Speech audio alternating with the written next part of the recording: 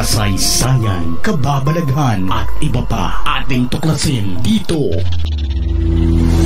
sa Historiador. Toga, ito ang simbolo ng matamis na pag-abot ng isang estudyante sa kanyang pangarap na makumpleto at makapagtapos sa kanyang pag-aaral makalipas ang ilang taong pagsakripisyo nito. Hindi lang ng nasabing estudyante kundi ng kanyang mga magulang na siyang nagtaguyod sa kanya para matustusan ang kanyang pag-aaral. Dugo at pawis ang puhunan ng iba para lamang makapagtapos sa pag-aaral, kaya ang makapagsuot ng toga sa graduation ceremony ay isang napakalaki at napakahalagang bagay para sa isang estudyante.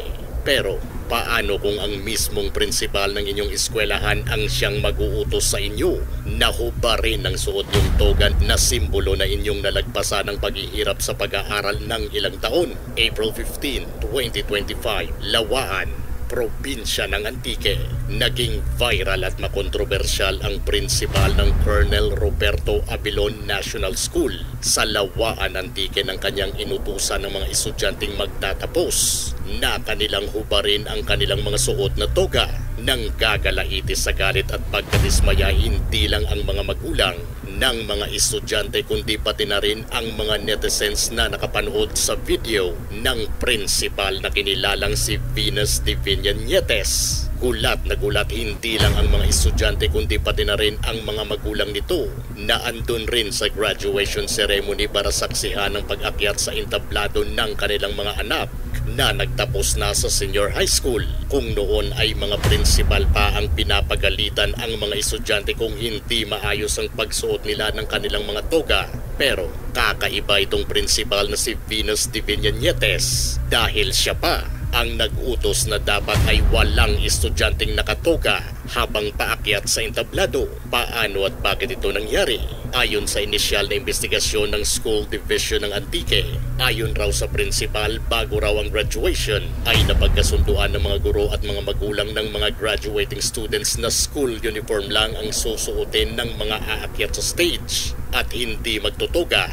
Para raw simple lang ito. Dagdag pa ng principal na ito raw ay isa lamang pagsunod sa utos ng DepEd para gawing simple ang graduation ceremony. Umpisa pa lang daw ng meeting na iyon ay gusto na raw talaga ng mga magulang ng mga estudyante na magsuot ng toga ang mga magtatapos sa pag-aaral, pero hindi raw naipasok ito sa kanilang agenda hanggang sa natapos na lang ang nasabing meeting at walang pinal na naging desisyon patungkol sa pagsuot ng toga. According kay ma'am, nag-ano tayo sa mga issuances ka DepEd nga mangin simple lang, kagi wala din mga extravagant ng mga bagay-bagay. Gusto ko mga parents nga i-raise ang concernanda nga mag-suksok ang toga, katoga. Yet, I think wala man masalud sa anda nga agenda.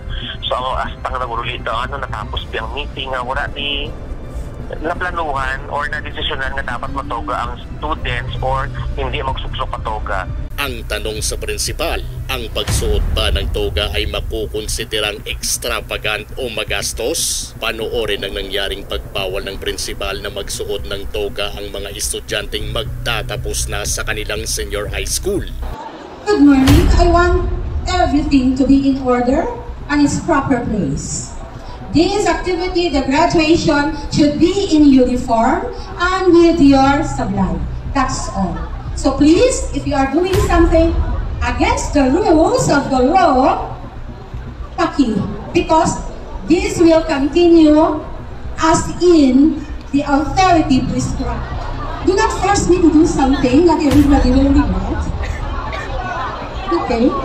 So, take off the diploma that I signed in the diploma jacket, because they will be getting that in the office, one by one.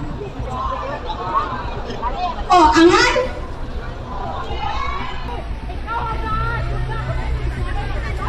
Sino siya?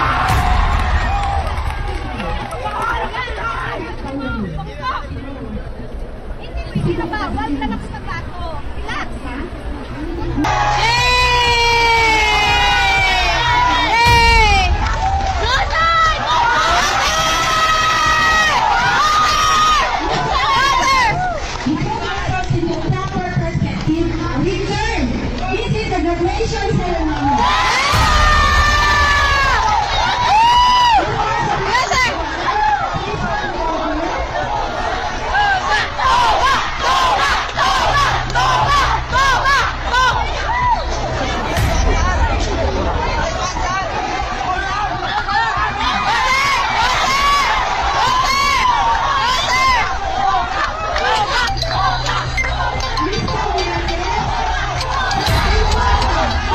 Marami ang nagtataka kung bakit nagawa ito ng prinsipal na si Venus Divina Nietes. Pero sa mga nakakakilala sa kanya ay hindi na sila nagtataka pa dahil noon pa palang 2023 ay marami ng mga estudyante, magulang at mismong mga kasamahan nitong mga guro sa eskwelahan ang nagpuprotesta sa nasabing prinsipal para ito ay sipain sa kanyang pwesto. September of 2023, umabot raw sa 500 mga estudyante at 20 mga guro ang nagprotesta sa harap ng kanilang eskwelahan at nagdemand na paalisin na itong si Nietes na prinsipal dahil sa masyado raw itong mapang-abuso at nananakot pa. Bago raw ito mapunta sa Lawaan High School ay 2 eskwelahan na ang pinanggalingan nito at siniba rin siya doon dahil sa kanyang pag-uugali. Kahit mismo ang alkalde ng Lawaan ng Antique na si Aser Baladhay ay nananawagan na dati pa sa DepEd na tanggalin na sa kanilang lugar si Nietes